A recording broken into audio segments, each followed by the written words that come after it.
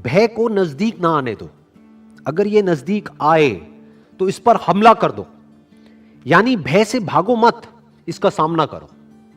किस भय की बात करी जा रही है यहां पर, पहले उसको समझना पड़ेगा। दो तरह के डर हैं जो हर इंसान के अंदर होते हैं। एक डर है जो रियलिटी पे बेस्ड है, उसका फिजिकल भी बोल सकते हो। वो डर हम सबके अंदर होना चाहिए। वो डर बुरा नहीं है, वो हमको बचाता है। फॉर एग्जाम्पल, आप अगर किसी एक ऐसी बिल्डिंग के 10वें फ्लोर पे जाकर के एज पे खड़े हो जाओगे जहां से कि आप अगर नीचे गिरे तो आप मर सकते हो, तो वहां पर जैसे जैसे आप आगे बढ़ रहे होगे आपको डर लगेगा। तो क्या उसका सामना करना है? क्या बिल्कुल एज पे जाकर के खड़े हो जाना है जहां पे कि अगर हल्की सी भी गलती हो या हल्की सी भी हवा चले तो आप नीचे गिरो और मरो? यह बात करी जा रही है? नहीं। तो डर बुरा नहीं है। बहुत लोग मेरे से क्वेश्चन पूछते हैं कि किस तरीके से डर को हम खत्म करें। मैंने कहा अगर डर आपके अंदर से खत्म हो गया तो आप भी खत्म हो जाओगे। जब आप एक रेड लाइट जंप करने वाले होते हो और सामने कोई पुलिस वाला नहीं होता है तो आपको यह डर नहीं होता है कि कोई पुलिस वाला पकड़ लेगा। आपको यह डर होता है, आप चारों तरफ देखते हो कि कहीं कोई बस तो नहीं आ रही फुल स्पीड में, तो आपके अंदर एक डर है कि कहीं मैं मर ना जाऊं। तो एक है जो रियलिटी पे बेस्ड है, तो उसकी बात यहां पर नहीं हो रही है कि उस पर हमला कर दो। यहां पर किसकी बात हो रही है? Psychological fears. आपकी अपनी कुछ इमेजिनेशंस हैं, उससे आप डर रहे हो। और अगर आप ध्यान से ऑब्जर्व करोगे 90% जो फियर्स हमारे अंदर होते हैं वो साइकोलॉजिकल होते हैं।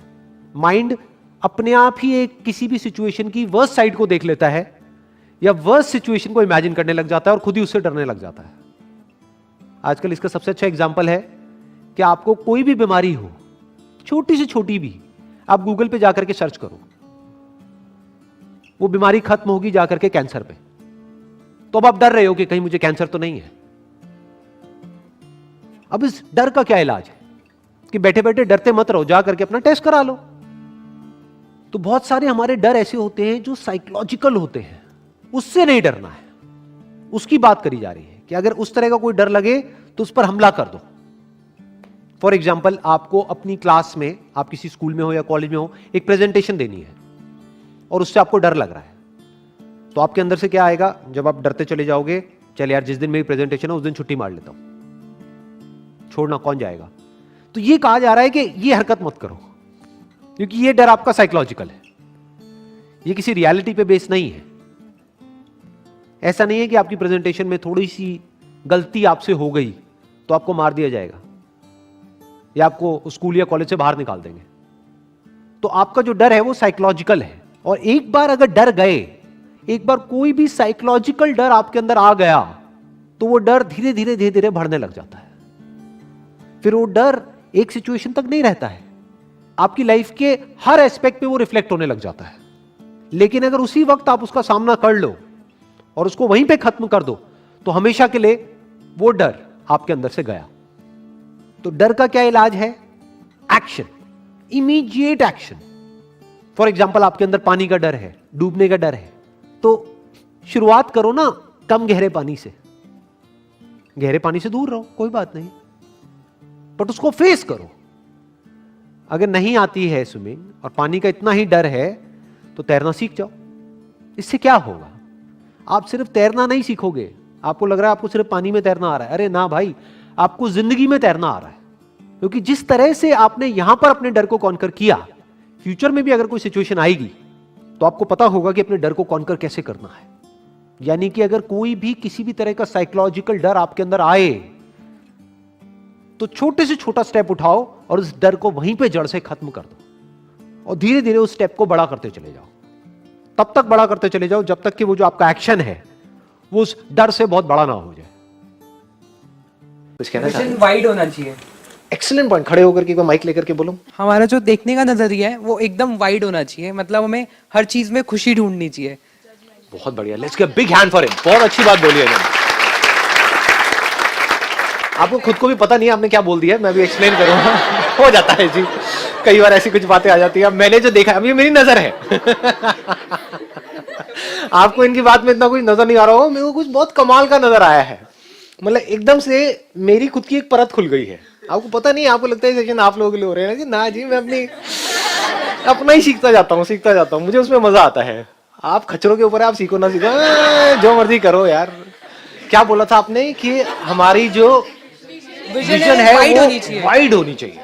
इसका मतलब क्या है, एक्सप्लेन करो। अगर सपोज मैं किसी कंपनी में जॉब कर रहा हूँ, हाँ, तो हमेशा मैं जैसे रोज एक एम्प्लॉय की हैसियत से जाता रहूंगा, तो उसमें मजा नहीं है। अगर मेरी विजन वाइड होगी तो मैं एक मालिक की हैसियत से देखूं और मैं मालिक वो निकाल देगा आपको। अरे क्या बात कर रहे हो, जैसे ही आपके बॉस को समझ आया ना कि ये बंदा मालिक बनेगा, सबसे पहले उसको निकाला जाएगा। वो कहेगा ये तो मेरी कुर्सी पे कब्जा करने का मूड है। अब मैं एक्सप्लेन करता हूँ कि आपने क्या बात बोल दी है। आपने बड़ी बड़ी मतलब कमाल की एक बात बोल दी है। मैं एक्सप्लेन करता हूँ। नजर, अभी हम कहां पर थे कि जो नजर है वो ऐसी हो जाए कि उस नजर में सुंदरता हो। अब किस नजर में सुंदरता होती है और कौन सी नजर बदसूरत होती है, सोचो। जो नजर वाइड है, नजर मतलब सोच, जिसकी सोच बड़ी है वहां पर सुंदरता होती है। जिसकी सोच छोटी है वहां पर सुंदरता नहीं होती है। कभी आराम से समझने की कोशिश करना मैं क्या बोल रहा हूं। सबसे छोटी सोच क्या हो गई? वो इंसान जो बाहर से दिखने में तो बड़ा अच्छा है, जिसके पास पैसा भी है, सब कुछ है, लेकिन उसको सिर्फ और सिर्फ अपनी पड़ी है। सोच छोटी हो गई ना। यहीं से उसकी सोच शुरू होती है, यहीं पे खत्म होती है। जिसकी सोच जितनी बड़ी होती चली जाएगी वो उतना ही अच्छा लगता है हमको, उसके साथ रहना उतना ही अच्छा लगता है। जैसे जिसकी सोच है बहुत ही छोटी कि ये मेरा रिलीजन है, ये ही सही है, इसमें जो लिखा है वो ही सही है, बाकी सब गलत है, ऐसे बंदे को आप ज्यादा देर तक झेल सकते हो? सोच बड़ी का मतलब क्या है? रिलीजन क्या होता है? पहले ह्यूमैनिटी है, बाद में रिलीजन है। तू भी इंसान है, मैं भी इंसान हूं, ऐसे बंदे के साथ मजा आएगा? आई ना बात पकड़ में? मतलब सोच का हमारा दायरा जितना बड़ा होता चला जाता है, हम उतने ही सुंदर होते चले जाते हैं। इंपॉर्टेंट क्या है? खुद की नजर को सुंदर बनाना या सुंदर लोगों के साथ जाकर के जुड़ना? क्योंकि अगर आपकी नजर बदसूरत है तो सुंदर को भी आपको बदसूरत बनाने में टाइम नहीं लगेगा। वो कहावत सुनिए ना, घर की मुर्गी दाल बराबर। और ये भी हो सकता है अगर आपकी नजर अच्छी है तो घर की दाल मुर्गी बराबर नहीं। इंपॉर्टेंट क्या है? औरों को सुंदर दिखना या हमारी नजर ऐसी हो हमको सब कुछ सुंदर दिखे? ध्यान से समझ लेना मैं क्या बोल रहा हूं। This is I am going in a deeper level. अगर आप औरों को सुंदर दिखते हो, आप सुंदर दिखते हो और मैं आपको देख रहा हूं, ऑब्वियस है कि मुझे खुशी होगी। कोई सुंदर से गुलाब को देखेगा उसको खुशी होगी, टट्टी को देखेगा उसको दुख होगा। मतलब मैं यहाँ पे शक्ल की बात नहीं कर रहा, वैसे ही।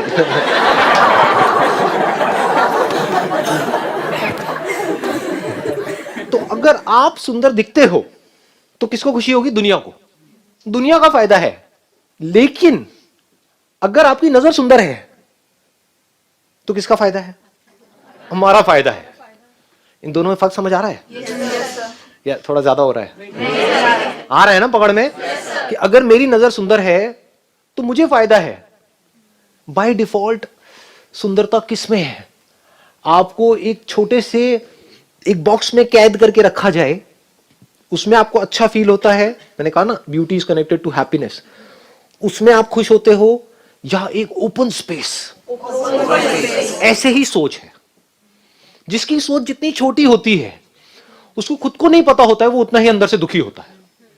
जो जितना ज्यादा सेल्फिश होता है, जितना ज्यादा सेल्फ सेंट्रिक होता है कि कोई इंसान है उसको सिर्फ अपनी ही पड़ी है, अपने बच्चों की भी नहीं पड़ी है, अपनी वाइफ की नहीं पड़ी है, किसी की नहीं पड़ी है, सिर्फ अपनी पड़ी है। अपनी सोच को थोपना है औरों के ऊपर ले जा करके, वो उतना ही बदसूरत होता है सबके लिए। सच कह रहा हूं झूठ कह रहा हूं? उससे कोई भी जुड़ नहीं सकता है। ऐसा क्यों हो रहा है? क्योंकि वो उतना ही दुखी होता है अंदर से।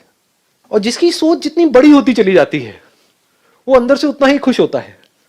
जो अंदर से जितना खुश होता है वो उतना ही सुंदर होता है सबके लिए। तो जो रियलिटी है वो जितनी गहराई से हमको समझ आती चली जाएगी, हमारी सोच उतनी ही गहरी होती चली जाएगी, उतनी ही बड़ी होती चली जाएगी, उतनी ही इंफिनिटी तक फैलती चली जाएगी। क्योंकि रियलिटी इज इंफिनिट।